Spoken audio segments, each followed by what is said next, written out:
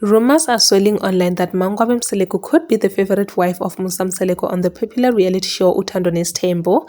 This comes after a moment from yesterday's episode where Musa made a playful joke that caught viewers' attention. During the conversation, Musa joked that if Mangwabe were to call him for intimacy, he would put everything else on the back burner, even if it was not her scheduled night to spend time with him. He explained that such moments are very rare, and because she seldom calls him for intimacy, he would quickly jump at the opportunity if it ever happened. Following the episode, many users on X began interpreting the comment as a sign that Musa might be more attracted to Mangwabe compared to his other wives. However, others believe Musa may have simply been joking and that the remark should not be taken too seriously.